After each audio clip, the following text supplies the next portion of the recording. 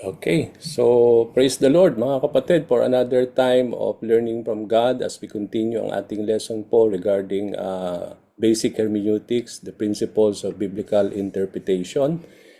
Okay, as we are about to pick up from where we finished last time, but let us go again to what we want to understand about this course. Our course description that in this study course, the student will be introduced to the basic principles of biblical interpretation. Know yung mga importance ng good translation. Pag-aaralan natin yung napaka-importante na how do we choose the right translation of the Bible that will help us to continue to interpret the Bible, and we will also learn how to apply yung mga basic principles of the different genre, yung different literary types na makikita natin sa Bible. Okay? Now, yung purpose ng ating pong pag-aaral, as we complete this course, yung student should be able to interpret any biblical passage using the methods presented in this course. So, ang ating pong prayer is that after we completed this course, all of you somehow are able now to interpret any biblical passages as we apply itong mga principles na ating matututunan dito sa basic hermeneutics. Okay, provide a comprehensive overview of the hermeneutical principles for reading and studying and understanding the Bible, which is the word of the Lord. Okay? Yung ating pong responsibilities as I say, no, secondary na lang po yung mga ating mga assignment, no. It will not be hindering us to complete this course, no. But then ang ni-expect ko lang sa inyo yung ating pong attendance at yung pinaka last submittal natin to complete this course that you have to submit something para po ma-complete yung ating pong course so that we are able to distribute and give unto you this certificate certifying that you had gone through this course. Okay? Now, yung ating pong textbook, How to Read the Bible for All Its Worth by Gordon P. and Douglas Stewart. But then, as I said, dinadagdagan ko po yan ng ibang mga additional materials na makakadagdag sa ating understanding sa ating pong pinag-aaralan. And I'm trying my best na, sabi nga na magtataglis ako from time to time, most especially na talagang maunawaan natin ito in a very simple language natin sa Tagalog, but from time to time din kailangan din natin na explain ito sa English. Okay? Now, in our lesson po or the course, there are 5 outline or 5 parts that we are expecting to learn from this course, no. Yung somehow na complete na natin itong part 1, we are able to understand yung inductive Bible study. Sabi ko nga, yung method ng ating pag-aaral is yung inductive Bible study. But when we do the inductive Bible study, ang mag-govern ng ating pag-i-interpret at ang pag-aaral natin will be the principles na matututunan natin dito sa hermeneutics. Okay, doon natin i-apply yan sa inductive Bible study when we do an observation, interpretation, and application of a certain passage. Kaya nga, inuna natin yung inductive Bible study para maunawaan lang muna ninyo paano ba tayo nag-aaral ng Biblia, no? Hindi tayo lang nagpupulot ng sa iba't ibang mga website. But then gusto natin na on our own devotion sa ating pagtuturo at pagpipreach, tayo po yung first hand na natututo from the Lord at yun yung ibinabahagi natin sa ating mga nasasakupan. Okay, so natutunan natin how to have an inductive Bible study, although maikling session lang po ito, but then if we will have time before the end of this course, we will go through still para malubusan ninyong maunawaan ano ba, how is it really to have this kind of to do an inductive Bible study of a certain passage. Okay, but then we will try to see that later on. Then yung part 2 natin is basic principles of biblical interpretation. Napag-aralan natin from our previous lessons yung importance of hermeneutics. We discuss also the reader as an interpreter, the nature of scriptures, the first task, exegesis, yung second task natin, hermeneutics, and then we talk about what is exegesis at saka yung practice of exegesis, at yun nga yung ating itutuloy natin today. Okay, yung part 3 natin, we will talk about Bible translations. Marami tayong mga iba't ibang mga translations, no? May NIV, merong NRSP, may NLT. Alin ba dito yung magandang kailangan natin magkaroon tayo, no? When we study the Bible. So we will talk about the theories of translation. Ano ba yung mga theory niyan when it comes to the different translations of the Bible, introduction to some English Bible translation, and then Bible study tools. Ano pa yung mga iba't mga Bible study tools na bukod sa Bible natin ang pwede natin gamitin na kailangan natin magkaroon nitong mga tools na ito na makakatulong sa atin para to interpret a certain passage. Okay, number 4, dito na tayo mag-start ng ating pong interpretation of the different literary types, yung mga different genre of the Bible. We will try to talk about the interpretation of the gospel, how do we interpret the parables, how do we interpret the book of Acts, and then interpretation of the mga epistles. Okay? And then yung last part natin, we will talk about yung mga natitirang genre, yung interpretation of the Old Testament narratives, yung poetic books, and then yung Old Testament prophecy, and then the book of Revelation. So this is somehow the perspective or yung pinaka-overview nung ating pong course outline on what we are achieving on this course regarding basic hermeneutics principles of biblical interpretation. Now, napaka-importante po itong gusto kong sabihin sa inyong lahat, no? There is someone who had messaged me. I will not mention the name, no? Pero napaka-importante po yung kanyang katanungan, which is supposed to be gusto niyang tanungin at that particular time ng ating last session, pero hindi na niya po naisabi. But then, I will not mention the name. Pero napakaganda po yung tanong niya, no? Kasi all of you, some of you are already teaching in your small group, no? Meron kayong mga material na ginagamit ninyo sa small group, or some of you maybe wala tayong material pero we are teaching books or chapters in the Bible, no?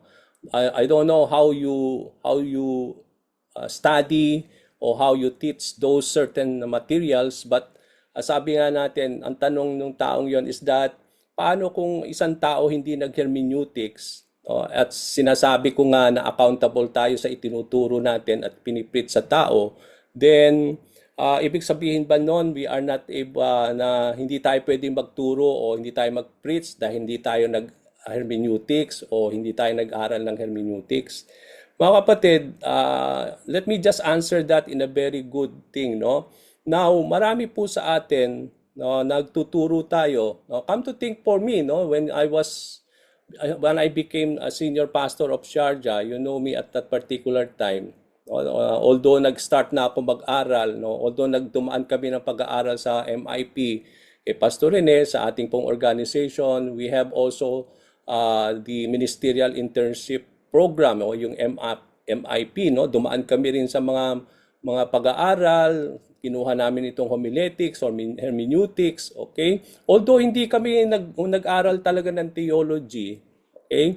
But then, ang napaka-importante dito mga kapatid is that dahil accountable tayo sa mga tinuturo natin, we see to it na kahit ano yung material na ating ituturo, pinag-aaralan natin yon mga kapatid. Especially kapag may mga certain mga passages na inilalagay sa mga material natin, hindi lang tayo tinuturo yon na hindi natin naiintindihan yung tinuturo. Lalo na po kapag mayroong mga supporting verses. Kailangan natin pag-aralan yung mga verses na yan, mga kapatid. Although may mga materials na nandun yan yung mga sagot, okay, that is good. But paano naman kung wala nang mga sagot yung mga material natin na ikaw ang magde-depend yung sa nagli-lead yung kasagutan ng mga material at tapos may mga supporting verses yun. Ngayon, kung hindi tayo nag-aral, then at mali yung ating mga kasagutan doon, okay, kung merong mga sagot na leader's notes, okay yon. But then kung wala, then at hindi tayo nag-aral, then we will responsible talaga yon, no? Kasi maraming mga pastors and leaders na hindi naman talaga nag-theology. Hindi naman sila dumaan ng mga hermeneutics, pero ang kanilang approach when they are teaching and preaching is they are really studying the word, no? Hindi lang sila yung parang nagpipis lang na hindi pinag-aaralan. But then marami mga teachers, mga preachers na hindi naman nag-hermeneutics, hindi naman sila nagdumaan ng theology, pero gifted sila mag-preach, okay? and they know how to interpret the Bible. So it is not about hermeneutics talaga, mga kapatid. Kaya nga, napakaganda itong pinag-aaralan natin dahil kapag natutunan natin ito, magiging capable pa tayo, magiging equipped pa tayo lalo, no? I'm not saying na hindi kayo dapat tumayo dahil hindi kayo nag-aral. I'm not saying is that kailangan nating maging accountable sa tinuturo natin. At itong mga principles na natututunan natin dito sa hermeneutics, sa inductive Bible study, ito yung approach natin how to study para pag nagturo tayo, although may manual tayo, alam pa rin natin yung tinuturo. Na kapag may nagtanong sa atin, we need to support or we need how to answer yung mga definite questions na itatanong niya sa atin. Kaya nga napaka-importante yung pag-aaral. Kaya itong mga principles na ito, you are so blessed kasi you are learning these principles. No? Hindi dahil hermeneutics. Yung hermeneutics, hindi po yan ang makakatulong sa inyo. Yung principles na matututunan natin dito, yun ang pinaka-importante. Okay? Kaya nga napaka-importante itong pinag-aaralan natin. Lalo na po yung exegesis because ang approach natin in studying the Word of God is yung tinatawag nating exegesis, and we need to have a good exegesis of a certain passage. Okay? Now, bago natin sagutin yung ating pong assignment, okay? Last time, tumigil tayo bago natin ibinigay yung assignment natin. Pinag-aralan natin yung principles of good exegesis. Ano ba yung good principle of good exegesis? Di ba, there are certain principle na kailangan nating maunawaan na taglayin when we are studying a certain passage. No?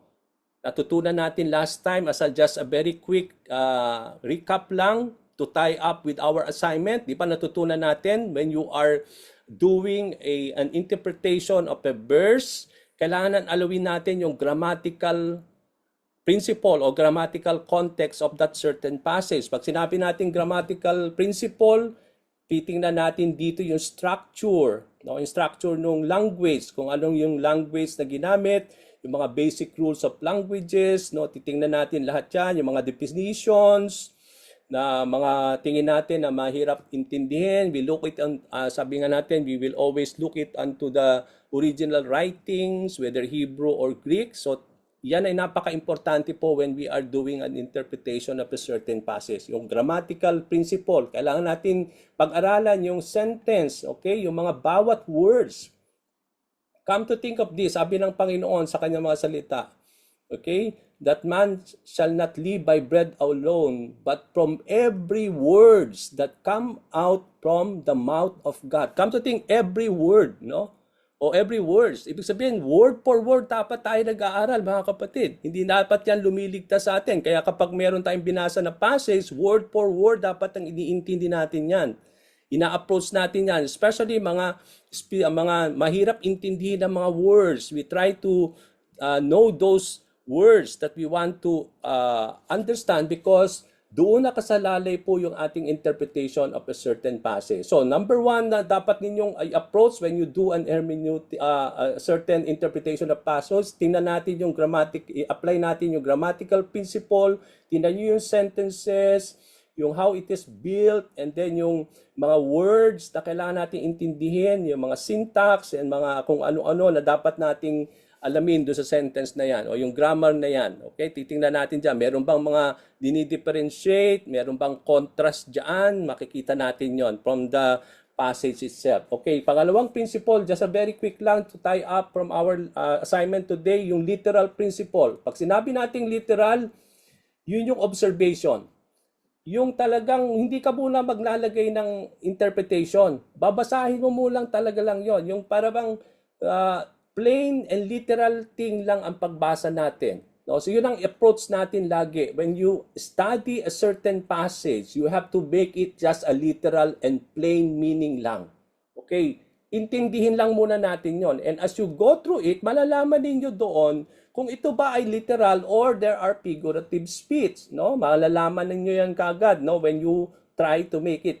As you study a certain passage, but then, ang approach natin dito should always be, we assume that each word is a passage as a normal, literal meaning unless there is good reason to view it as a figure of speech. Okay? So, yun po yung lagi. hindi tayo naglalagay ng mga meeting. So for example, when we talk about horse, horse talaga yon, no? It is a literal horse, no? Kabayo. Hindi natin lalagyan ng meaning yon, ng spiritual meaning yung kabayo. But that's it, no? Kaya nga dapat hindi tayo ganoon. Kasi kapag ganoon ang approach natin, nilalagyan nating spiritual meaning yung literal lang na plain words, then mamali na po tayo. Okay, so yun po yung approach natin lagi. Tandaan niyo yan, when you are studying a certain passage, very literal lang muna tayo. Huwag muna tayo mag-interpret. Intindihin lang muna natin a very literal thing. Okay, when you try to understand it, doon natin malalaman na may mga passages na hindi sa talaga literal, but these are figurative speech. Okay, so pangatlo na principle, okay, first, grammatical principle. Second, yung literal principle. We talk about historical principle. Historical, titingnan natin yung context nito, no? Yung kultura, kung saan ba isinulat ito, sino ba yung mga ina-address ng mga particular time, no? So these are things that we will have to consider when we are studying a passage. Remember, these are passages are not for us. It is meant for the people in those years, in those time. So titingnan natin yon, ano ba yung dinidil in those times. So titingnan natin yung historical context. Bakit ba ibinibigay ito? Bakit ba sinusulat nitong author? Ano bang intention nitong author? Sino ba ang dinidil niya dito? Sino ba yung mga tao? Ano bang problema nila at that time? What is God speaking to them? Ano ba nga principle na nakita natin doon that we can take it and apply it in our contemporary time? Okay, so yun po yung kailangan natin tingnan doon, no? Yung historical principle. Pang-apat, synthesis principle. Scripture, interpret scripture. It means to say, when dito na papasok yung context. Okay, when you study a certain passage, no, hindi natin take it out just it is, no? Titingnan natin yung mga passages, mga verses surrounding the verse that you want to interpret and understand. Titingnan natin yung mga verses on up, titingnan natin yung verses down, no? Hindi lang yun yung take out natin kasi yung mga verses, it may be verses on the up and verses on the down, yun ang makapagbibigay sa atin more understanding on how to interpret that certain passage. Okay, so yun yung tinatawag nating synthesis, no? Tinitingnan natin yung kabuuan, no? At the same time, titingnan natin yon, no? Sabi ko nga last time, if you are interpreting a certain verse, no? Tingnan niyo po yon sa kabuuan ng chapter na yon, and then yung chapter na yon, tingnan mo po yung buong chapter na yon sa kabuuan ng libro. Kasi each chapter, each verses, sabi natin, contribute to sa theme ng book. Okay, yun po yun. Okay, nagsusupport. Sabi nga natin, i-establish niya yung theme ng book, kaya yung bawat mga verses, bawat chapter, yun ay nagsusupport do sa theme na yan. Okay, kaya nga, napaka-importante when you do a synthesis of a certain passage, titingnan ninyo yung ano ba itong libro na ito? Bakit ba sinulat itong Gospel of John? Ano ba yung outline? Ano ba ang theme nito? Kasi lahat ng mga verses, lahat ng chapter of the book of John contribute to that theme. Okay, yun po yung sinusupport. And then, last is the practical principle. The practical principle, bakit ba tayo nag-aaral? Bakit ini-interpret? It's because we want it to be applied into our lives. Okay, yung kailangan to na magkaroon ng application. Kaya nga kailangan natin ito i-deliver so that when we give them the timeless messages and timeless principle ng isang passage, we teach them how to obey, how is it for this passage to be applied into our lives. Okay? So hindi lang tayo nag-i-interpret for nothing. We are interpreting the Bible so that we are able to share it to that people, and once they are able to understand it, they are able to apply it and put it into practice. Sabi nga sa Bible, we are not hearers but doers of His Word. Okay, so yun po yung intention natin dito. So, yan po yung dapat nating makikita, yan yung kabuuan na principle na dapat i-apply natin kapag nag-aaral tayo ng Bible. O, yung grammatical, no, yung literal, yung historical, synthesis, tapos tsaka yung practical principle. Okay, so yun po yun natin natita doon. So last time we talk about yung example natin, yung book of Ezekiel, di ba? We talk about Ezekiel. Another example, bago tayo pumunta sa ating assignment, yung 1 John 4:15. Okay, if you have your Bible with you, can you open it? Today, we need your Bible. Kaya kunin niyo yung Bible ninyo because we need a Bible today. Okay, so if you don't have your Bible today, I'll give you time to take your Bible. Now, for our own study, before we go to our assignment, 1 John 4:15. Okay, example number 2. Okay, I give you time. Okay? So, let's open it to 1 John chapter 4, verse 15. Okay, hindi ko po nilagay ito sa slide. But then, ang sabi po dito, as you look unto your Bible, whoever confesses that Jesus is the Son of God, God abides in him, and he in God. Okay? Now, ang tanong natin dito, when you approach, ito yung gusto mong pag-aralan, ito yung tuturo mo, ito yung pipreach mo dito, ha? Okay? So, i-apply natin po yung mga principles na nakita natin. So, one question that we will need to understand, no? Ano ba ito? Ito bang passage ito sa 1 John 4:15? Does this mean that if a non-Christian, okay, kung ako non-believer ako, binasa ko itong John 4:15. Okay? If a non-Christian outside the church confesses that Jesus is the Son of God, automatic ba that God will abide in him? Yun ba ang sinasabi nitong 1 John 4:15? Kunyari, nagbasa itong, hindi naman siya mananampalataya. He took the Bible and then he opened it in 1 John 4:15. And then he read this, whoever confesses that Jesus is the Son of God, God abides in him and he in God. So does this mean that if that non-believer confesses that Jesus is the Son of God, automatic ba talaga that God will abide in that person and he in the Lord? Okay, so napakagandang question, no? Now, ang approach natin dito, mga kapatid, I will not ask you, no, kasi hindi nyo pinag-aralan nito. But ngayon, napakagandang pag-aralan nito. What is the occasion of the writing? Bakit ba nagsusulat dito si John? Kaya nga, titingnan natin yung historical context. Titingnan natin yon. Okay, so sa verse 2, sa chapter 2, verse 19 ng 1 John, there is a rise of false teachers within the church that John is addressing. So dito pala, sumusulat pala si John at ang kanyang writing sa 1 John, ang ina-address niya ay merong mga false teachers within the church. Come to think of this, no, merong mga false teachers sa simbahan within the church. There's false teachers within the church that John is addressing in this writing.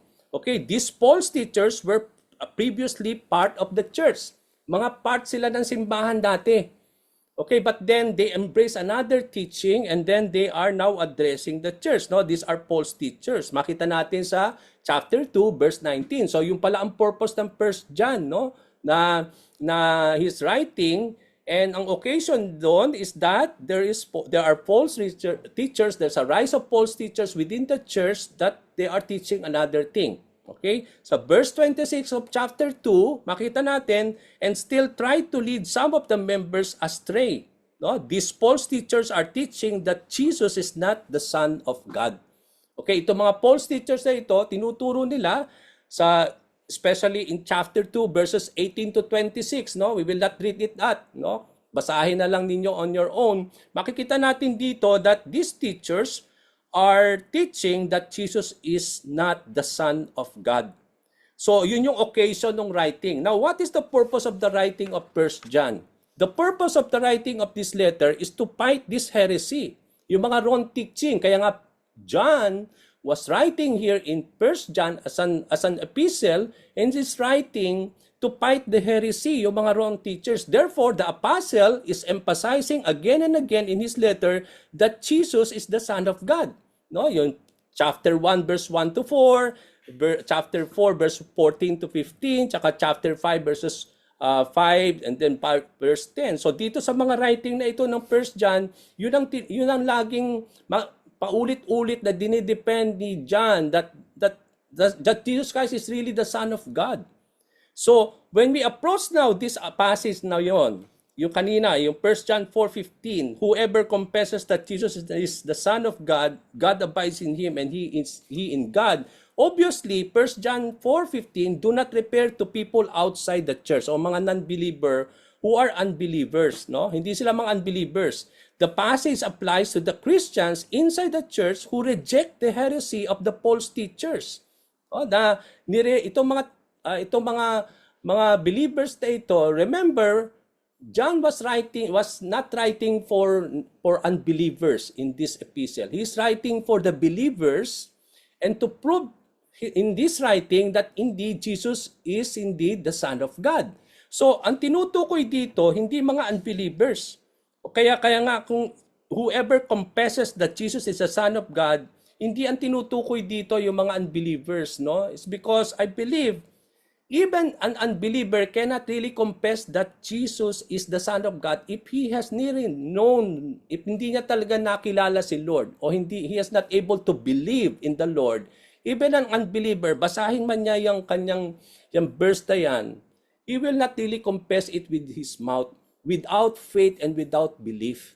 Okay, so it means to say, this context pa lang, dito pa lang sa verse ito, malalaman natin that it's not for unbelievers. These are people, believers in the Lord who continuously confesses, no? Dahil may mga heresies, merong mga teachings na mali.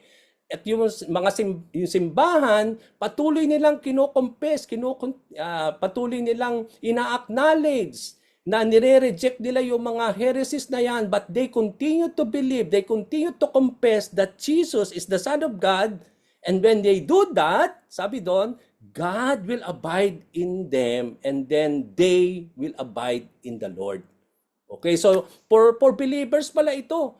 No? Kaya nga yung faith natin, mga kapatid, hindi lang ito parang faith lang na kailangan natin, but faith should be confessed. Pinapahayag natin yung pananalig natin. And how do we confess it?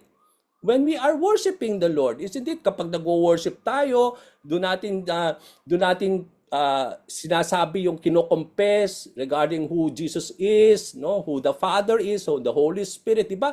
There are things coming out from our mouth when we are worshiping the Lord. Isn't it? Pinapahayag natin that you are indeed the Lord of all, the King of Kings, and you are indeed the Lord of Lords, diba? You are indeed the Son of God, the Son of the living God, no? Pinapahayag natin yung ating faith.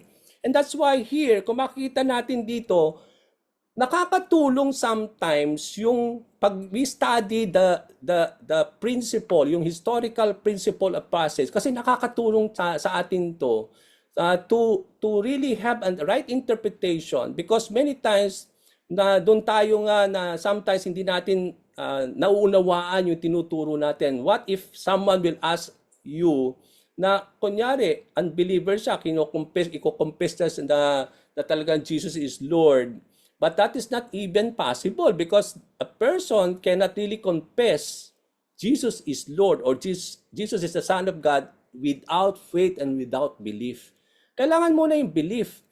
Kailangan talaga, and that belief should come na talagang nandun yung pananalig at pananampalataya niya. No? It is not possible. So here, makikita natin dito, this is not for the unbelievers. Itong passage na ito is not for the unbelievers, but is are for believers who will continue to confess that Jesus is the Son of God. And when they do that, ang sabi ni John, God will continue to abide in them and they will continue to abide in the Lord. Okay, so tingnan nyo po, no, nagkakaroon ng makabuluhan kapag tinitingnan natin yung historical, yung bakit ba sumusulat si John dito, ano pa yung occasion, no, nakakatulong sa bawat verses nung libro, nung chapter na pinag-aaralan natin. Kaya napaka-importante, tinitingnan natin yung grammatical principle, yung literal principle, historical principle, no, yung synthesis, tsaka yung practical principle of a certain passage. Kaya napaka-importante po yan. Okay? So, napaka-importante. For example, when we talk about in the gospel, okay, another thing, before we ihang natin ng konti yung ating answer sa ating assignment. No, when Jesus Christ says, walk with the second mile. Okay, tinanong nyo ba yon? Ano ba ibig sabihin ng walk? No? When somebody will ask you walk to walk with a mile, no, But sabi ni Lord, walk for a second mile. Now, what does the Lord is trying to mean with that? What did Jesus mean by second mile? Okay? So, kailangan nating tingnan yon, pag-aralan yon. Hindi lang natin yung parang binasa na hindi natin naintindihan. Okay, maraming economical background. Yung mga maraming, in those times, hindi dirhams ang monetary thing, no? Meron silang talent, 'di ba? 'Di ba sabi doon, there's this master who had given them 5 talents, no? Some he had given 2 talents, 1 talent. Ano bang ibig sabihin ng talent, no? Now, in those times, yung talent pala is equivalent to 2 years' wages.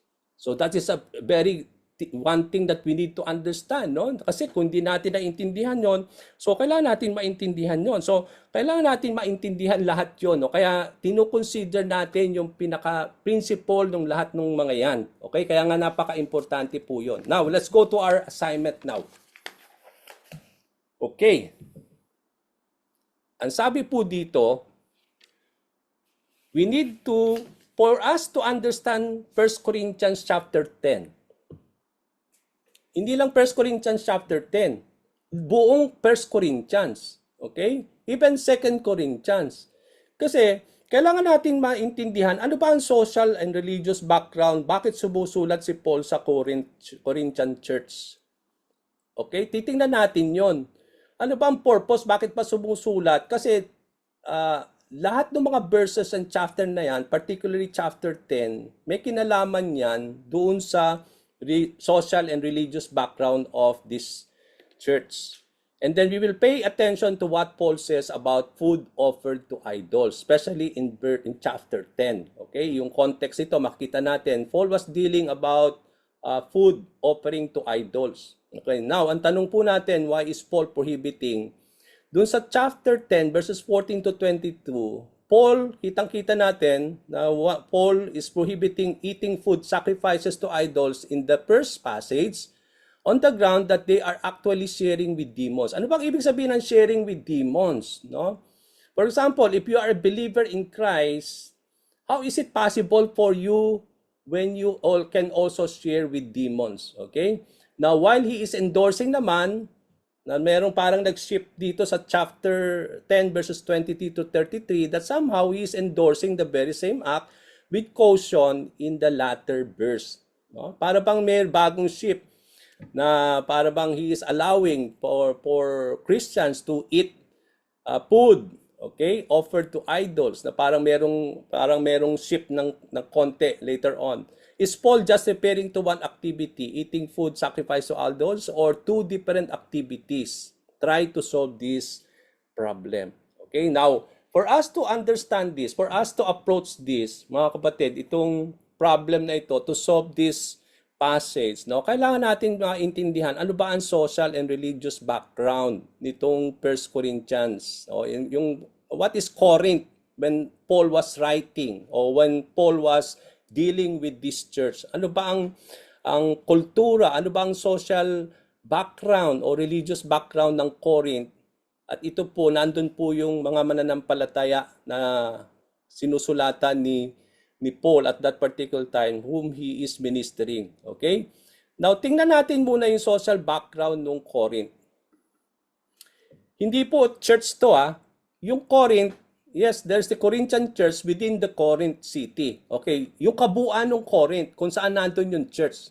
Okay, we're not talking about the church, no? Kasi whatever will be the environment, may impluwensya sigurado yung church. Kasi yandun yung environment, nandun yung kabuuan na makikita natin sa isang lugar. Now, titingnan natin yung kabuuan. Ano ba ang Corinth at that particular time where there is the Corinthian church?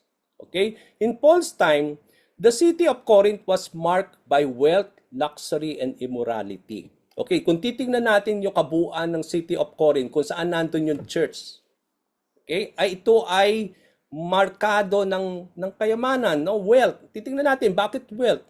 Nandun yung luxury. The people live in luxury, and also immorality. Okay? Why? Because there is a great mixture of cultures, philosophies, and religions. Come to think, wala siyang iisang kultura lang, iisang filosofiya, but then there are also mixtures of many religions, no? Iba't ibang mga relihiyon, hindi lang isang relihiyon, no? At makikita natin dito. Okay, so it was described, sabi nila, it was described that Corinth has over 26 sacred places devoted to different gods and lords. So bukod sa Corinthian church, merong mga sacred places devoted o mga temple, no? Devoted to different gods and lords. Kasi maraming religion, no? Great mixtures of religion ang merong itong lugar na ito. Kaya hindi lang ito talking about Christianity, no? We are not talking about only Christianity here, a multi diverse na, sabi nga natin, in terms of culture, in terms of religion and philosophies. Okay? Kung titingnan natin dito, no?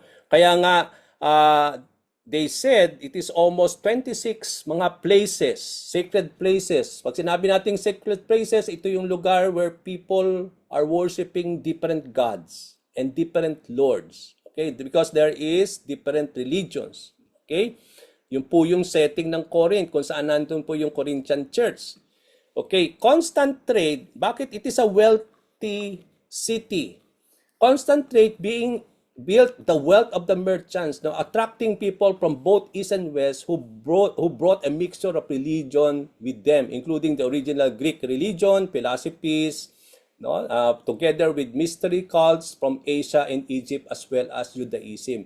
So there's a trade going on in this city, no, because it is near by the sea, and then nandun yung talagang merong constant trade, mga merchants coming in and out, no, because they are doing trading. Kaya maraming who are coming there with different cultures, no, itong nag-a-attract itong mga tao from the east and to the west. Okay, kaya nga labas-pasok ang tao dito who brought mixtures of many religions. Come to think, kapag merong pumasok ng mga tao, they bring the religions with them.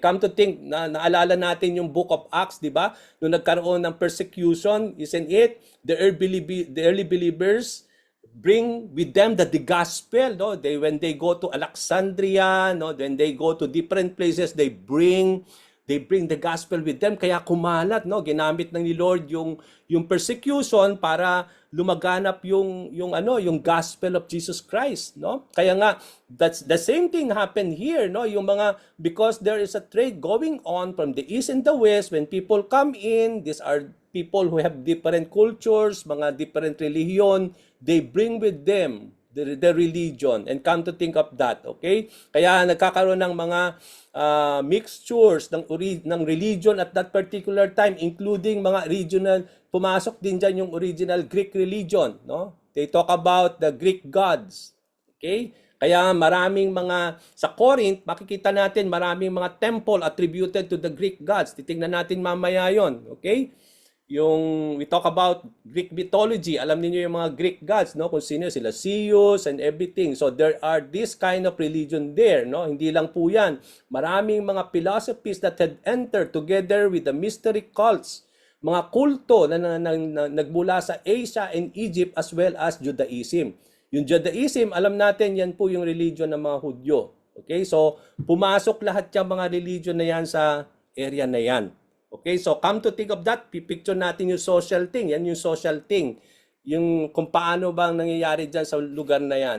Now, one of the good thing about Corinth is yung tinatawag, it is the center of the Isthmian Games. Kung alam niyo yung Olympic Games, na, di ba, meron, hanggang ngayon, we are trying to do this Olympic Games. No? In those times, ganun din naman, no? They are doing this, they continue this. At isa sa mga, it is second sa Olympic Games, yung tinatawag nilang Isthmian Games, which were held nearby Isthmia every other year in honor of the god of Poseidon. So they are doing these games to honor the god Poseidon, no? And we know Poseidon is one of the Greek gods. Okay, they are doing these games to honor this god, and these were second in importance to the Olympic Games, no? Context sa games na yan, nandun yung mga running, may boxing, may wrestling and racing with horses and chariots. Kaya later on si Nero, kung makikita natin, in-include niya yung poetry contest, no? Yung musical tsaka poetry contest, in-include niya dito sa games na ito, na dito sa Isthmian game. Kaya kung mapapansin niyo, when Paul was writing 1 Corinthians chapter 9 verses 24 to 27, he's talking about Greek games, no? 'Di ba? Pag binasa natin, I will just read it. If you have your Bible with you, open it in 1 Corinthians 9. Ang sabi dito, sabi nga ni Paul, 'di ba?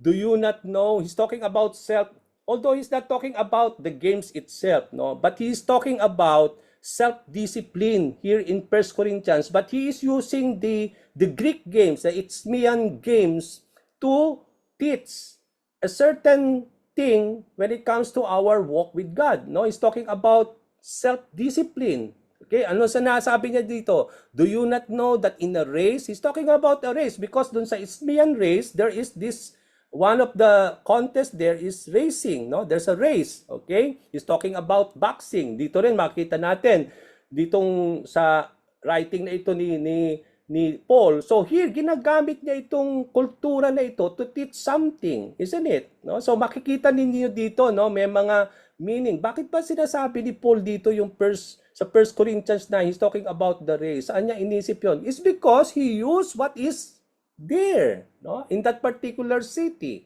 There is this Isthmian games, and one of the games there is race, no, there is boxing. Kaya nga sinasabi dito, do you not know that in the race all runners run but only one gets the prize? Okay, di ba doon naman talaga sino lang ang mananalo, yung una lang makakarating, no? But then sabi dito, run in such a race as to get the prize, no? Everyone who competes in the games goes into strict training. They do it to get a crown that will not last. But we do it to get a crown that will last forever. Therefore, I do not run like someone running aimlessly. I do not fight like a boxer beating the air. No, I strike a blow to my body and make it my slave, so that after I have preached to others, I myself will not be disqualified for the prize. So he's talking about the prize, no? Yung race natin from here to eternity, that we will not run out of endurance sa ating race that God has set before us. So he's using this culture of these games, no? Actually, this is a game. He's using it to teach spiritual things, no?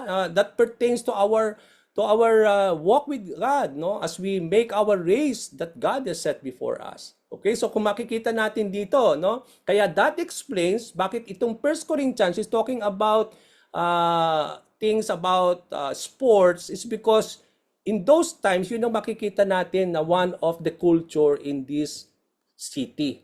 Okay, so ginamit niya yon to teach some spiritual truths regarding how we need to have self-discipline in our race with God, in our walk with God, no? Kailangan natin yon. So, yung imperishable crown promised for the believers would contrast, he's talking about in this passage, yung imperishable crown. Compare naman dun sa mga perishable crown given at the Isthmian Games made out of withered celery plants. Diba?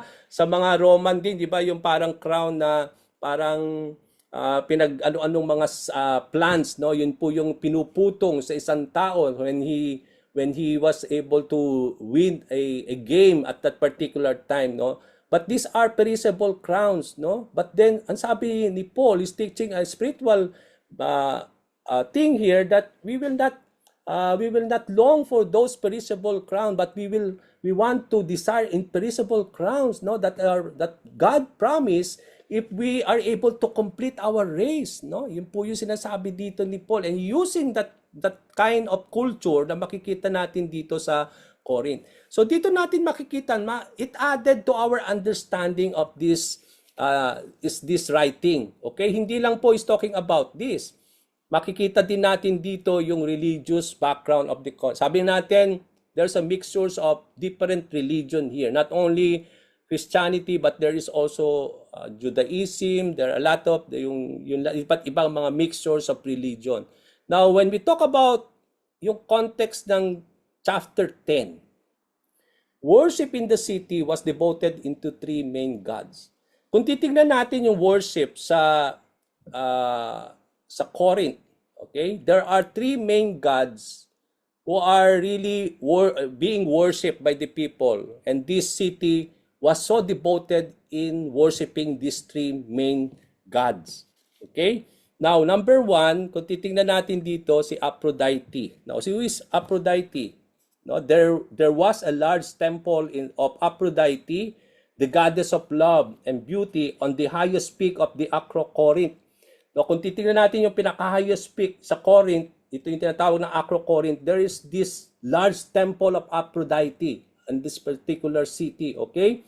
Wherein they said, sabi nila, there are thousands priestesses who were sacred prostitutes, no? Because it is Aphrodite is the goddess of love and beauty, no? These priestesses, yung para mga priest ng itong Diyos-Diyosa na ito, they consider themselves sacred prostitutes, no? Each evening, sabi nila, they walk down the mountain in a long line, no? Dressed in white, shaved heads, to the marketplace to get their clients, no? They engage with different kind of glorification of sex because this goddess is about goddess of love and beauty, no? So dito, yung sex is more of a worship thing that they do to this god. Okay, so it is a parallel to the worship of Astoret and Istar, no? From the 1,000 years earlier. So ito yung nakikita natin, yun yung pinaka prominent na kultura ng mga panahon na yon, na kaya ang makikita natin dito nung sumusulat si Paul sa Corinth, ito ang dinidil ng church na ito. Maraming mga ganyan, okay, na mga different gods, no? Different kind of worship at that particular time. Second god devoted here is this yung Melicertes. Si Melicertes, other known as Poseidon, the god of sea and navigation, was at the foot of Acropolis. Okay, this yung kanyang temple naman is at the foot. This was essentially the same deity of Baal, no? Siya yung equivalent ni Baal that was worshipped in Tyre and introduced to the Israel by Ahab and Jezebel. So, Melicertes, si Poseidon, equivalent yan ni Baal at that particular time, no? When they talk about the Israelites at that time, when they don't worship God, Yahweh alone, but they also worship Baal at that time. So, nung mga panahon ni Paul, when he was writing to the Corinth church, yung pinaka-Baal god at that time, ito si Melicertes, si Poseidon, no? Known as the god of the sea and navigation. We talk about Apollo also, one of the main gods, main god of the Corinth city. The temple to Apollo was in the city. He was the god of music, song, and poetry, and was the ideal of male beauty, making Corinth what? A center for homosexuality. Kaya kung titingnan natin dito, isa sa mga dinidil ni Paul dito, sexual immorality. Makikita niyo yan, yung topic na yan, yung theme na yan, all throughout Corinthian writings, 1 Corinthians, 2 Corinthians, is talking about sexual immorality. So it's because of these things. No? Because kung titingnan natin ang kultura at this Corinth, it is a center for homosexuality. No? So makita natin that at that particular time, no, yung sex at that particular time is a way of worshiping. It's a way of worship to these different gods. Okay, so ito po yung religious thing na makita natin. No, so, come to think of this, nandyan yung church na dinidil ni Paul, yung Corinthian church na kanyang sinusulatan with all of these things, no? The social aspect, this religious thing, no? Kung titingnan ninyo, it added to our understanding when we are reading 1 Corinthians and 2 Corinthians. Kasi yun yung kulturo, yun yung background why Paul was writing to this church. Kasi ang dami ng, kung titingnan natin, hindi lang po, maraming dinidil si Paul dito, no?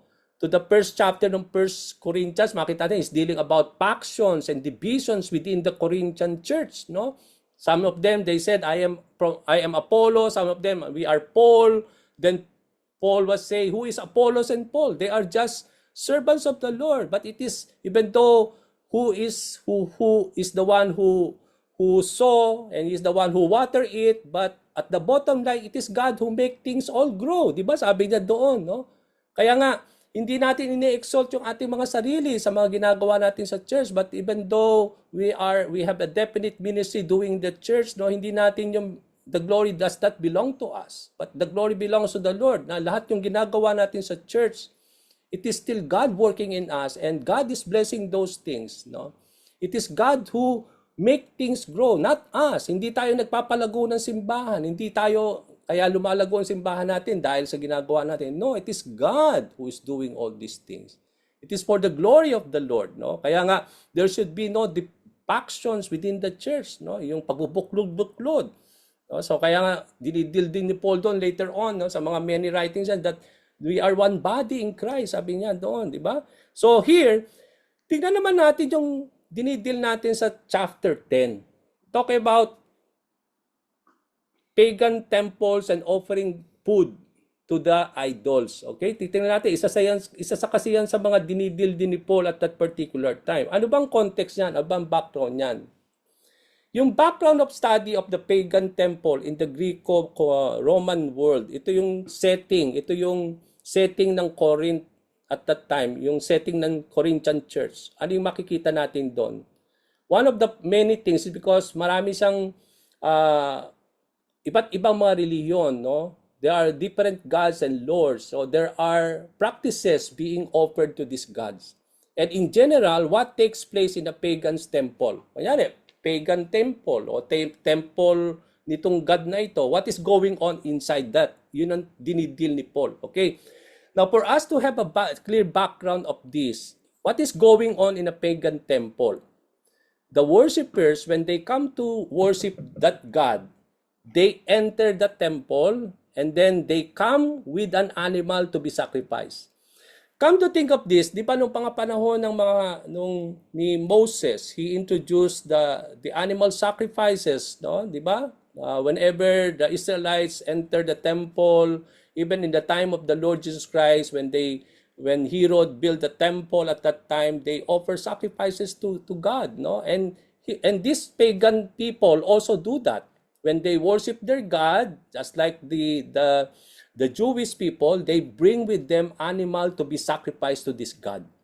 Okay? Now, ano bang ginagawa nito sa animal na dala-dala nila sa mga pagan temple? Pangalawa, the animal is being killed in the temple slaughterhouses. So inside the temple, there is this slaughterhouses. So di ba ganoon din naman makita natin sa tabernacle in the time of Moses, even in the temple built by Solomon, there is this thing wherein doon papatayin yung animal, no, at na isa-sacrifice at that particular. Now, in this pagan temple, the same thing.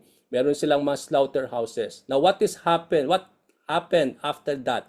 The animal is offered in the table of God, no?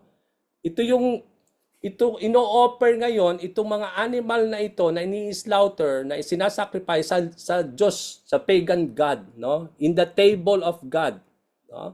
And then, Paul calls it nga sa verse 21, sa chapter 10, verse 21, Paul was calling that table as a table of demon. Okay? So when we talk about, when you are worshiping other God, you are worshiping demons. Okay, you are worshiping Satan, no? Even though who is this God or pagan God, no? Paul was simply saying this, that when you offer something to this God, you are offering also it to Satan, to the demon. Okay, calls it a table of demon. Kaya yung table of other God is also, sinasabi dito ni Paul, is a table of demon in verse 21. So yung animal ngayon na inoffer dito sa Diyos na ito, is divided into 3 portions. Titingnan natin yan mamaya, no? Yung 3 portion ang mangyayari doon sa animal na yan. 3 bahagi. Saan mapupunta yung 3 bahagi na yan? When you are in that temple of the pagan God. But before that, ang sabi dito, mga kapatid, while the animal was offered, kapag ito'y inoffer na sa Diyos nila, technically, it belongs to that God already. Kasi sinacrifice nila ito, it is all being sacrificed to this God, but technically it belongs to that God, but the God that they are offering in turn shares this animal with the worshiper. So hindi lang ito ina-attribute, 'di ba, sa Panginoon sinusunog, 'di ba? Sinusunog 'yon. But then in the time of Moses, 'di ba, may portion din ng mga priest, sila Aaron, kasi yun yung portion nila, yun yung kakainin nila, kaya hindi lahat sinasacrifice kay Lord.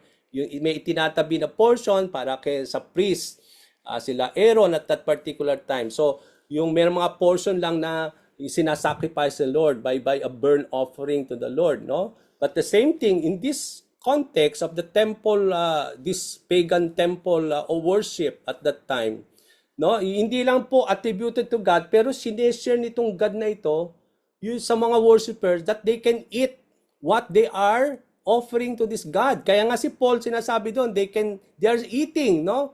They are sharing. Kaya that's the God and the worshiper. Kaya nga kung mapapansin nyo sa 1 Corinthians, Paul was talking here that the God that they worship and the worshipers, they are sharing together. There is the fellowship going together when they eat the same meal. Okay, that is offered to God and they are also eating it. So there is the worship. The God and the worshiper are in the sense sharing together. There is fellowshipping together. Okay, yung po, tingnan nyo po yung context na yun. Kasi makikita natin yan sa 1 Corinthians mamaya sa 10, no? Na how is possible for us to have fellowship with God, the table of the Lord, and you are also having fellowship with the table of the demons, no? And this is writing about Christians here in Corinth, no? He's not talking about unbeliever here. So dinidil ni Paul at that particular time, they are sharing table with the Lord in the Lord's Supper, but also they are sharing together also with the table of demons. They are eating also sacrifices, no? So ito yung dinidil ni Paul at that particular time. Okay, so take note of that, no? Now, saan ba napupunta yung tatlong portion? Ito po, tingnan nyo po. Unang portion, para kanino? Okay, God. Yung God nila. Okay, kung sino man yung God na kanilang, worship. Yung 1/3 of the sacrifices is meant for that God. Okay? Pangalawa, so unusually, these are the uneatable portions which are burned for the God. So, di ba, sa Panginoon, in the time of Moses, di ba, meron talagang mga description si Lord doon. No? Yung mga na talagang, yung sabi nga natin, na yun yung attributed to God, na hindi pwede ito ibigay kahit kanino. So, ganun din naman sa mga temple, idol, pagan worshiping at that time, no? Yung mga portion of this God is uneatable. Yung mga hindi pwede kainin which are burned for this God. Okay? Yung mga karamihan na hindi pwede kainin, yun yung portion dito sa Diyos na ito. Yung second portion po is for whom? For the priest. Kagaya nung sa atin sa temple worship ng mga Hudyo at that time, there's a portion of the priest. No? Since there are many worshipers in the day and the priest cannot consume all their portion, then they, sabi nga natin, they also somehow they have the portion of it. Okay? Now, some of this, dahil may portion yung priest, anong nangyayari ngayon kung sobra-sobra ang portion ng priest? Kaya kung mapapansin ninyo, Paul was writing in this passage that he's talking about meat you are buying in the market. And this meat, mga kapatid, ay galing dito sa mga meat na ito. Itong portion na ito, dahil sa dami po nung kinasacrifice at may portion ng priest dito, so the priest cannot consume them all. At ang ginagawa nila, pinagbibili nila yung most of this meat to the market in verse 25. Okay, kaya kung yung po yung makikita natin sa context nitong passage na ito, no? Kaya binanggit doon ni Paul yung mga meat sold in the market, and this meat are not ordinary meat, mga kapatid. These are meat, most of this meat that you are buying in those times, these are really sacrificed to these gods. Okay? Now, yung po yun. Now, yung pangatlong portion doon sa nagwo-worship. They are also, the rest of the sacrifice animal now goes to the dining and cooking. Niluluto nila ito, and then those who are worshiping, they eat also. Kaya makikita natin dito, they share their portion with the idol of the temple, calls it demon and with one another. Then they feast on the meat with riotous drinking and all kinds of orgies. So after that, lots of drinking and everything, so mga orgies na ginagamit nila just to worship this God. So come to think, this po yung nangyayari dito. Kaya kung mapapansin dito, makikita natin dito that when you are buying meat in a market, sa Corinth at that time, you cannot find any meat that are not really sacrificed to an idol. Most of these, no, are sacrificed to the idol. Ngayon, bakit nasasabi ni Paul at that time na pwede nating kainin yon? Sabi doon, no, without any conscience at all, no? Mamaya papasadahan natin yon. Bakit ganon? Okay, let's read now the passage. Tingnan niyo po ito. So therefore, my dreams, friends, flee from idolatry. Okay, remember, he's talking about idolatry here, and this he's talking about worshiping different idols here. Okay, now sabi dito, free from idolatry. I speak to sensible people. Judge for yourselves what I say. Is not the cup of thanksgiving for which we give thanks participation in the blood of Christ, and is not the bread that we... So he's talking about the Lord's table. The Lord's table here, he's talking about the bread and the cup.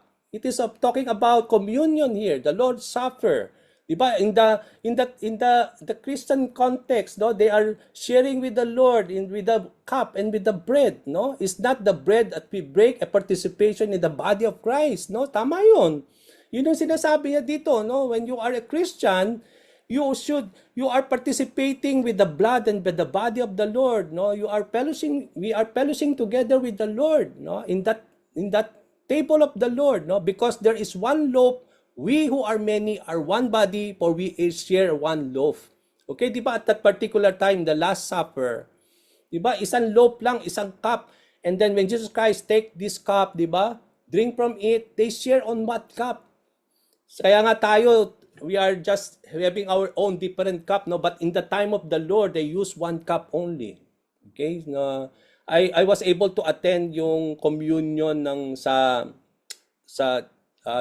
Anglican Church when I was invited by the chaplain to help him in the communion. Sa akin po yung drink. Come to think of this, malaki siyang drink lang. Nandun yung I don't know it is juice or wine it is. No, and you have this pangkuskus kasi kapag uminom doon kukuskusin mo 'yon kasi siyempre for hygiene din, no? So they are using only really one cup, no, when they share together. And that's really it is, no, at the time of the Lord's Supper. Sa atin, 'di ba, cup na tayo, no? But then although it was taken on one juice talaga, but then dinidistribute na natin. But really, makita natin dito yung essence ng fellowshipping with the Lord at His table when we do the communion. Kaya nga, hindi po ito basta-basta mga kapatid when we are doing communion in the church. Hindi lang ito ritual na every first Friday ginagawa natin sa Sharjah mga kapatid, but make it so meaningful. Remember, sabi ni Jesus Christ, whenever you eat this bread and drink the cup, remember, no? It's a way of remembering Jesus Christ. So, hindi ito parang we are just eating without even any essence at all. Because we are sinning in the body of the Lord when we do that, and the blood of Jesus Christ. Because we are one body when we do this, no? So, consider the people of Israel. Do not those who eat the sacrifices participate in the altar. Tama yun. Do I mean then that food sacrifice to an idol is anything, or that an idol is anything? No, but the sacrifices of pagans are offered to demon. Yun nga sinasabi dito, not to God.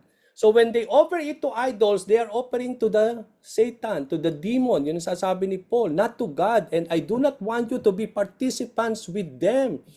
Kaya nga, at that particular, ba't sinasabi niya ito is because may nangyayari ng ganoon. Na may mga Kristiyano in the Corinthian church, they are having fellowship with the Lord at the Lord's table, but also they are participants in that table of demons. They participate also in doing these things. You cannot drink the cup of the Lord and the cup of the demons too. Yun ang dinidil ni Paul dito. No, you cannot have the part in both. Hindi pwedeng pareho that you are having fellowship with the Lord's table and you are also having table fellowship with the demons. Okay? Are we trying to arouse the Lord's jealousy? Are we stronger than He? Okay, so yun yung dinidil ni Paul dito. Yung when you are going to the temple, you are eating the Lord's supper, and then you also enter the temple of the demon, and you are also participating in this type of worship. Okay, so yung context nung una, yung 10:14 to 22, ang dinidil ni Paul dito is inside the temple of the demon or the pagan temple. That some Christians, they also go to that temple and they eat, they have fellowship, they fellowship in the table of the demons. They eat the sacrifices being offered to the idol at that time, no? So yun yung dinidil niya dito at that particular time. Okay, so ito po yung makita natin. Kaya nga kung mapapansin natin dito mga kapatid, no? So something that we need to see from this passage. No, sabi dito, I have the right to do anything you say, but not. Sabi na dito, punta na tayo sa second natin, 23 to 33. Yung context dito, nitong second passage natin dito, kung makikita niyo yung Bible ninyo, it's talking about what? It's talking about the freedom that we have in Christ. Yan ang context niyan. No, that you have freedom in the Lord. You had been set free by the Lord. No, so he's talking about the freedom that we have in Jesus Christ. Yan po yung context ng chapter 10. Kung titingnan niyo yung Bible ninyo, no, kung makita natin dito, let me just open again my Bible here. Okay. Yung starting 23, kung saan nakapaloob ito, mga kapatid, he is talking about the believer's freedom. And that freedom is not only freedom when it comes to sin and bondages, but also freedom in the point that in the time of the writing of the Mosaic Law, may mga bagay na hindi na tayo pwede talagang kumain. Okay, but come to think, bakit today nakakakain na tayo ng mga noon? Samantalang merong yung mga kinakain natin most of the time today are really forbidden by God in the Mosaic Law. But that come to think, hindi na tayo lalayo, ba't tayo kumakain ng baboy ngayon? And one of the things that is very unclean in the Mosaic Law, no, is that we don't need to eat them. Yung mga isda na walang kaliskis, no? Marami tayong kinakain na walang mga kaliskis. Okay, but why we are able to eat that thing is because we have now the freedom to do so. Now, what brought that freedom? Yun yung tinidil dito ni Paul. Okay? Now, dito sinabi niya, I have no right to do anything. Come to dig this. You say, but sabi dito, I have no right to do anything. You say, but not everything is beneficial. I have the right to do anything. So, ibig sabihin, sa lahat ng bagay, meron na tayong pwedeng gawin. Okay, because you have the freedom now in the Lord, and God has given you the freedom, okay, you are now free to do anything. But, sabi ni Paul, although you have now the right to do everything, but put into mind, sabi ni Paul, okay, you have now the freedom to do all these things, but not all that you want to do will be benefit to you. At the same time, not all that you want to do, although you are free now to do it, it will not be also constructive. Okay, now, i-apply natin to sa baboy. We are now able, because God has already, titingnan natin bakit na we can now eat these things. No? Mamaya, later, tingnan natin yan. But then sabi dito, now, today, hindi na tayo kakain ng mga ganong, na forbidden in those times is because, sabi nga natin, God has already made it clean by the blood of the Lord. Okay, so when you offer it with thanksgiving to the Lord, it is being sanctified by God and now can be eaten without any guilty conscience. Yun ang sinasabi dito ni Paul, di ba? Now, sabi dito, but then, even though you are free now to eat baboy, but not all the time you will eat everyday baboy, it will not be beneficial to you. Yun ang sinasabi ni Paul dito. Even though you have the freedom now, di ba, high blood ka, talagang magkakasakit ka, mamamatay ka. Yun ang sinasabi ni Paul dito. So we have also still obligation here. So not all, even though you are free now because you had set free by the Lord in anything, but now you are not free to do anything, even though you have the freedom to do it. But not all are beneficial to you, even food. Not all are constructive, no? So no one should seek their own good, but the good of others as well. Okay, so when you do this, when you enjoy all your freedom, you just don't enjoy your freedom by yourself. Use your freedom for other people. And that is why when you exercise that freedom, kapag kunyari kakain ng kanong baboy, yung ng taong yon hindi kumakain, so you don't do it in a point that you are making him to stumble because hindi siya kumakain nun. Kaya ang sabi ni Paul dito, no, for the sake of that man, not for your own conscience, huwag ka na lang kumain. No? Hindi dahil hindi ka pwedeng kumain, dahil yung taong yun hindi kumakain. So, to respect, no, it is not for your own conscience, but for his conscience, yun yung sinasabi dito ni Paul. Okay, so, tingnan nyo po dito sa verse 25. Eat anything sold in the meat market without raising questions whether this is, kunyari, bibili ka ngayon sa Corinth at that time. Alam mo, lahat ng mga yon galing sa pagan temple. Mga yon ay hindi naubos ng mga priests, sinibibili nila sa market. Ngayon, kung yun yung i-offer, yun yung bibilin mo ngayon, gusto mong kumain ng karne. So, hindi ka kakain ng karne. Ngayon, sabi ni Paul, eat anything sold in the meat market. So, he talk about not vegetable market. Specifically, nilagay niyan meat market is because he's talking about meat offered to these idols.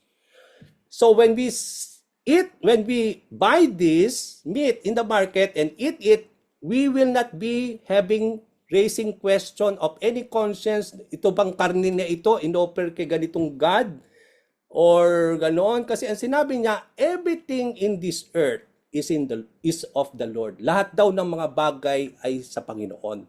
The earth is the Lord and everything in it. So lahat daw ng bagay, even yung mga animal na yan ay sa Panginoon. No, it is God who provided this animal. No? Kaya nga, yun yung sinasabi dito, if an unbeliever invites you. Ngayon, kaya nga dito, hindi isa lang activity ito. Di ba tinanong ko sa inyo, is it one activity? No, it is a two different thing. One is eating an animal thing inside the temple, but this is namang context na ito, hindi sa inside temple. It may be in another house and you are invited. Kaya nga sabi dito, if an unbeliever invited you, okay, inimbitahan ka nitong taong ito, hindi naman siya Kristiyano. Okay, in-invite ka niya to a meal and you want to go, eat. Sabi doon, kahit hindi sa unbeliever, alam mo itong unbeliever na ito, maaaring pinaktis niya yung kanyang worship, inalay niya itong mga food na ito sa kanyang Diyos, pero sabi dito ni Paul, eat whatever is presented to you. Okay? Come to think of this, no? You want to eat whatever put before you without, again, raising questions of conscience. Whether this food ba na ito, dahil unbeliever ito, hindi ko kakainin ito kasi maaaring in-offer niya ito. Pero sabi ni Paul, no? If an unbeliever invites you to meal and you want to eat whatever you put, no, without raising questions. But if someone says to you, ngayon, pwede mo naman daw kainin yon without any conscience at all. Kaya lang, pag may lumapit sa'yo, no, at merong tumulingin sa'yo, this has been offered in sacrifice. Then, sabi ni Paul, don't do it. Not because you are not free to do it. You are free to do it. But not for you, not for your own sake, but for that sake of that person who told you, and for his conscience sake, not your own conscience. Okay? Kasi sa atin, malinis na yung konsensyo natin eh. Nilinis na yan. I am referring to the other person's conscience, not yours. For why? Tingnan niyo po ha. For why my freedom, di ba pinalaya na tayo, is being judged by another conscience. So you are free to eat. No? At kaya nga, kung titignan natin yung context ito mga kapatid, when you try to study the writings of Paul, when you offer thanksgiving to any food, kaya nga bago tayo kumain, di ba, nag-offer tayong thanksgiving, and then one of the thing, when you pray that the food will be sanctified by the Lord, then it is being clean. So wala na tayong conscience whether it is something na hindi pwedeng kainin o hindi. Because it is being now cleansed by the Lord. And all these things is God, no? It is, everything is in the Lord. Sabi, the earth is the Lord and everything in it. So wala na tayong conscience whether we will eat this or not. Kaya lang, at the bottom of this freedom, hindi pa rin lahat beneficial. Hindi pa rin lahat constructive. At the end of the day, hindi ka pwedeng laging ganun lang. Okay, it's because, sabi nga, we need to take care of our body because the body is the temple of the Holy Spirit, no? And we offer our bodies as living sacrifices. So gusto ng Panginoon itong body ito malakas. So hindi ka pwede talaga laging ganun kakainin mo, no? Kasi magkakasakit tayo. So even though we have now the freedom to do this, hindi lahat din yan ay beneficial sa atin. So there's still something this that is being warned of us. O, kaya nga dito, yung context doon, mahalaga yon, yung the believer's freedom. And this freedom includes what? Yun nga, yung sinasabi natin, no? That even though this is offered to the idol, but then if it is something that we offered it with thanksgiving to God, no? Kaya even nga yung meat na binili mo kapag bumili ka noon, alam mo naman talaga na yun na in-offer sa ibang God. But then sabi doon, you can steal anything sold. No? Sabi doon ni Paul, eat anything sold in the meat market without any raising questions because God has already given us freedom and everything has been cleansed, no, when we offered prayer, no, to the Lord. Kaya nga if I take part in the meal with thankfulness, ito, tingnan nyo po, no? If I take part in the meal with thankfulness. So ang mahalaga dito, when you are eating anything, we always thank the Lord, no? Why I am not denounced because of something I thank God for.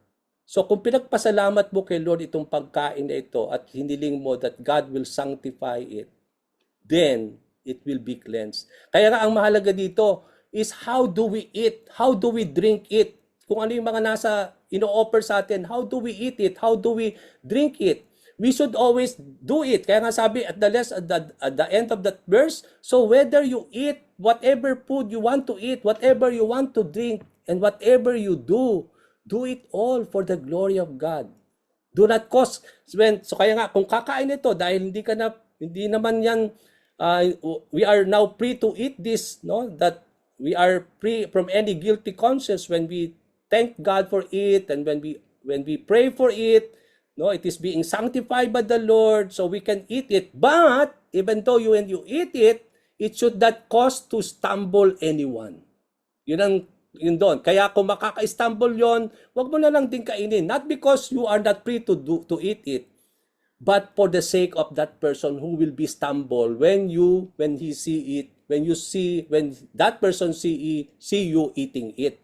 So do not cause anyone to stumble, whether Jews, Greeks, or Church of God. Even if I try to please everyone in every way, for I am not seeking my own good, but the good of many, so that they may be saved. So, at the bottom line here, use your freedom not to stumble any people. Yes, you are free now because you have been set free. Sabi ng Lord, if the Son of Man, if the Son of God made you free, you are free indeed. Pinalaya na tayo. So, marami sa mga Mosaic law today is not applicable to the Christians anymore because it has been fulfilled by Jesus Christ and it has been cleansed by the blood of the Lord, no? Kaya nga today, yun po yung makita, we have now our freedom, no, in anything, but at the bottom line, even though we have the freedom to do all these things, put always into our mind, not all, even though you are free to do it, will always be beneficial to you. It will not always be constructive to you. Hindi ito magiging mabuti pa rin lahat sa iyo. So, nandun pa rin yung warning ni Lord. Okay? But at the same time, when you exercise your freedom, whether you eat, whatever you do, because you are now free to do it by the blood of the Lord. But don't do it when you are stumbling a person.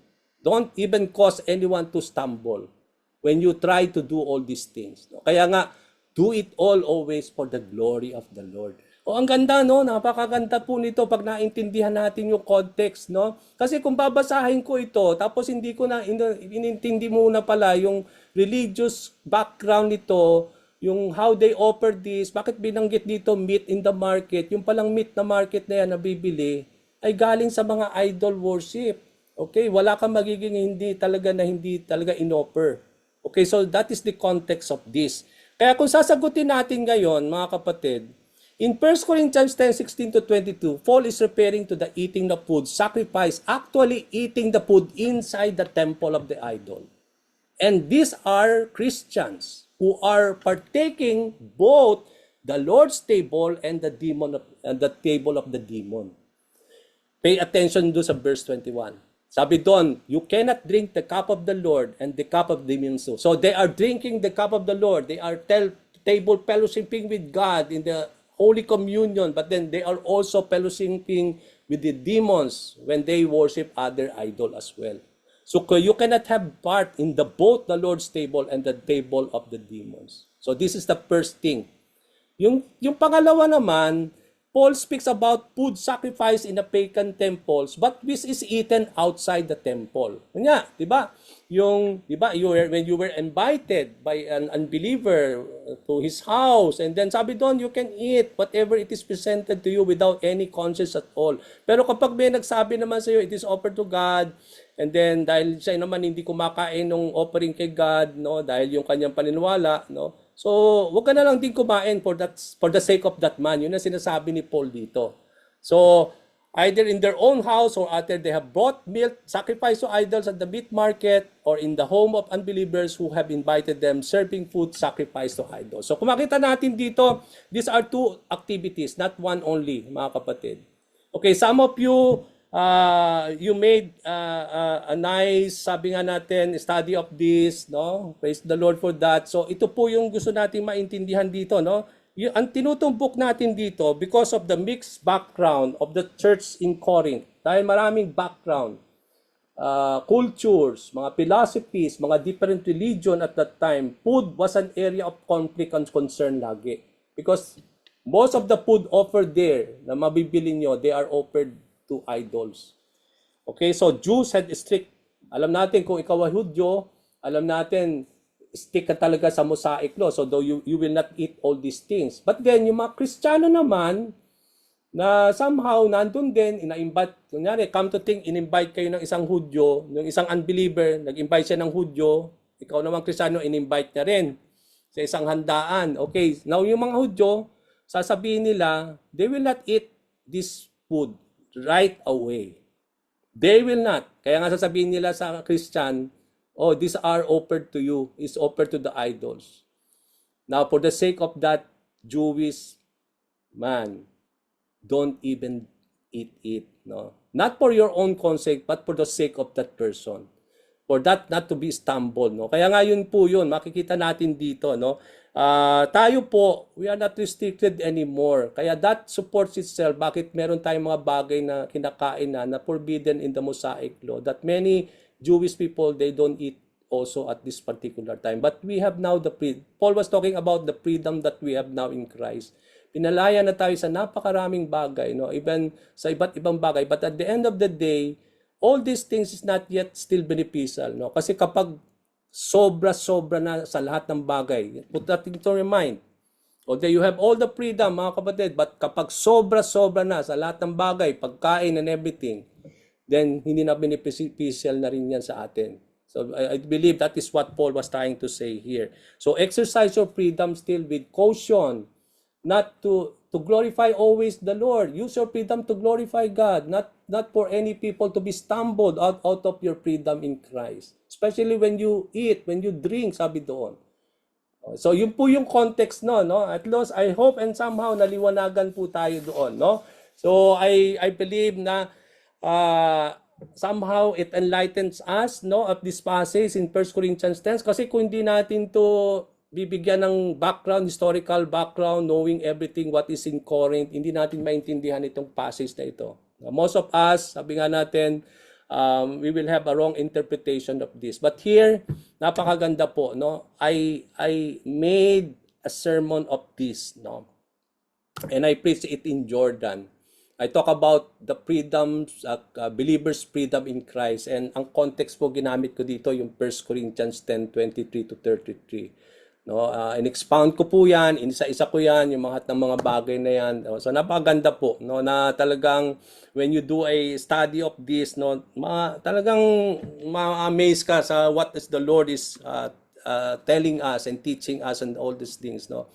Kaya nga when we apply all these things now, kaya nga pinakikita ko dito, no, I will not go farther here, mga kapatid, no, because I will yung remaining minutes natin, I will ask Brother Dennis for some question and answer, something that you want to share, something that you want to clarify pa rin from our assignment.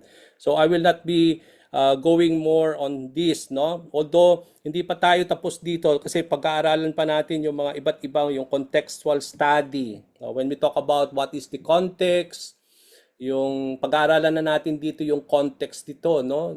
Kaya itong 1 Corinthians 10. Ano ba ang context niya, no? Kaya ang lawak ng context niya. Kaya sometimes when you limit yourself on this certain verse lang sa 1 Corinthians 10, hindi mo siya maintindihan.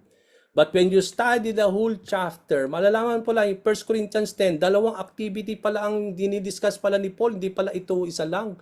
No, he's talking about eating food inside the temple, but there is also the second activity in beginning 23 is talking about now food being eaten outside, no, wherein there is a home, someone invited you, no, that now this thing that you need not to eat inside the temple should not be eaten right away. Yun ang sinasabi dito, Paul. But then if there's something that is you eat now outside the temple, and then somebody invited you as if kahit yun ay inoffer na sa temple, but then because you offered it with thanksgiving, and you receive it with thanksgiving from the Lord, and then you prayed for it and God sanctified it, now you can pray to eat it, no, and that's part of it, no? And we are not bound because it is not being, you are not eating it inside the temple, but you are outside the temple now. And that is what Paul is trying to say. We cannot eat it inside the temple of the idol. And that is even something that is forbidden. No, we don't even, and we need, sabi nga natin, it is God alone we should worship, we will not worship other gods. No, kaya nga may problema na rin kaagad yun, no? But then sa atin naman, sabi nga natin, even though we are not worshiping other idols and other gods, but then we exercise our freedom in everything, in eating and drinking and whatever we do. We always do it for the glory of the Lord. Although we are not restricted anymore in many ways because we have been set free by the Lord, but then we are still able to do it for the glory of God, and not everyone to be stumbled on what we will be doing. So, ang ganda po nung lesson nito, mga kapatid, yung context nito kapag naintindihan natin. So, next week, we'll talk about, we will have one more session next week. Okay? Now, I don't know kung kailan ba yung inyong FOT, yung sinasabi ni Brother Nelson. But then, kung hindi man tayo makapag-meet, baka if that will not be possible because sa November 3 po, anniversary ng Jordan. Okay, let me just stop this muna. Okay, and then stop also the recording. Okay, let me just put this first.